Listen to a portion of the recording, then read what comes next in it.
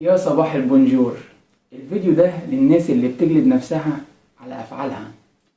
سمعت مصطفى حسني بيقول جملة حلوة قوي: حتى لو كنت خدت قرار مختلف كان القدر برضو هيوصل لك. ساعات بتقعد تقول لنفسك لو ما كنتش عملت كذا ما كانش حصل كده، وتبكت نفسك وتلومها عشان قدر كان هيحصل لك سواء عملت اللي عملته أو لأ. وهديك أمثلة على كده: لو كنت نزلت بدري شوية ما كنتش هقف في الزحمة دي. لو فلان كان لحق يعمل العملية بدري ما كانش زمانه مات. لو كنت دخلت الكلية الفلانية بدل الكلية دي كان زماني مبسوط أكتر. كل دي أقاويل بنسمعها من الناس.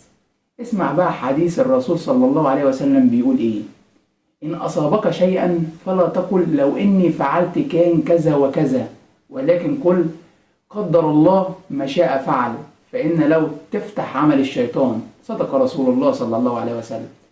عارف يعني ايه الآية الكريمة اللي بتقول إن كل شيء خلقناه بقدر؟ يعني حياتك مش صدفة، رزقك مش صدفة، ميعاد موتك مكتوب مهما كان مكانك فين. خلي عندك يقين إن كل حاجة بتفاصيلها في حياتك دي أحسن حاجة ليك، حتى لو أنت مش عارف تشوف ده بعينك. اطمن دايما لأقدار ربنا، وأول ما يحصل حاجة تحسها تقيلة على قلبك ردد وقول قدر الله ما شاء فعل، لأن أقدار ربنا كلها رحمة وحكمة. يبقى تبطل تلوم في نفسك وتجلدها، وقول لنفسك لما تلاقي نفسك بتلوم نفسك على فعل انت عملته: قدر الله ما شاء فعل.